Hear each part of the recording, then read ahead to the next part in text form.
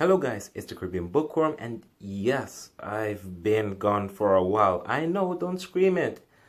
I've been gone for a while. I know it. And before I continue my rant, go to this time step if you want to skip all this ranting. Here we go.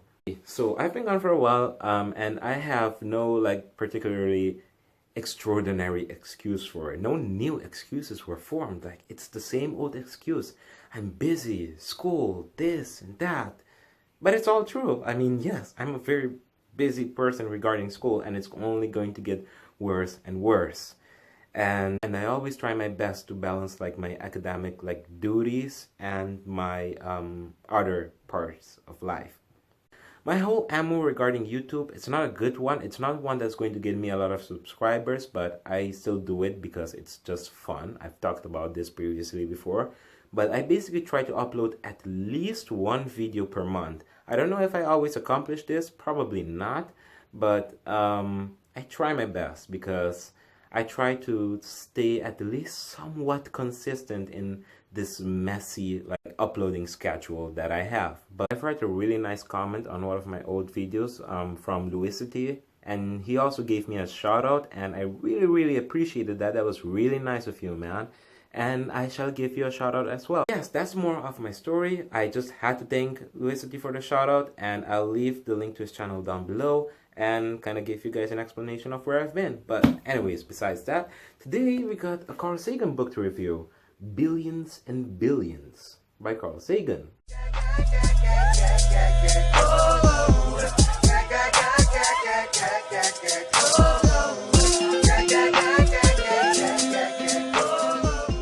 So yes, like I said before, today we're going to be reviewing Billions and Billions, the last book written by Carl Sagan. By the way guys, he never actually said billions and billions in his show. So in his last book, Carl Sagan explored various prominent issues and challenges and questions regarding humanity for the future. And unlike in Pale Blue Dot, he didn't just write a book solely focused on space missions and space explorations. He had a much broader focus in Billions and Billions, and in this book he explores human issues, things that are taking place here on Earth, things that have a meaningful and deep impact for humans. So he divides the book in three parts. In part one, it's about quantification. It's about the big questions, the questions regarding things such as, are we alone in the universe? What is the nature of the universe? Where did everything come from? And he explores how scientists and other people are tackling such questions. And he even explores some space explorations of which you personally might have already heard of.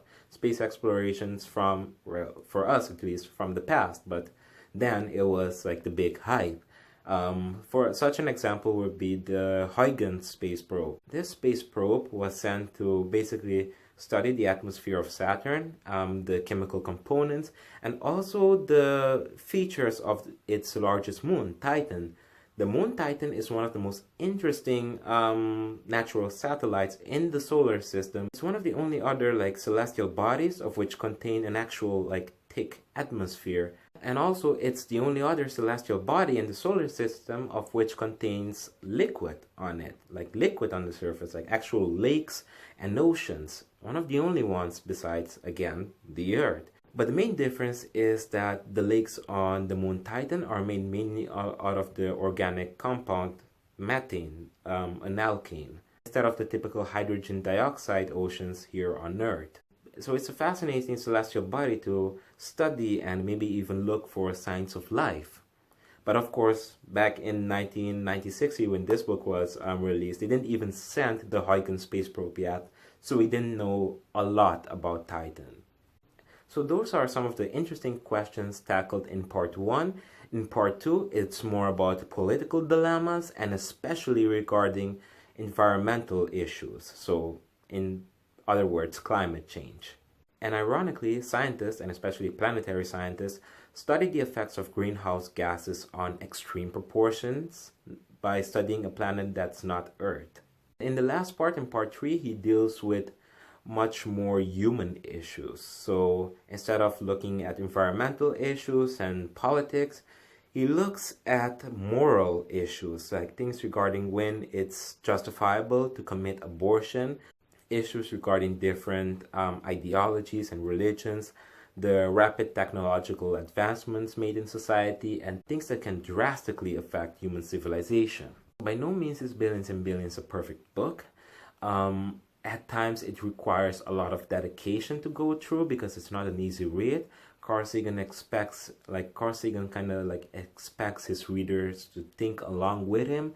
So at times it feels like you really have to like force your way through it to keep your eyes open, but it's worth it. And also another con may be that it's of course outdated. The book was published in 1996 and it's regarding crucial issues back then, and things are very different, or not that different in some areas, very different in others right now. It's a book I'd recommend. I gave it a 5 out of 5 stars on Goodreads.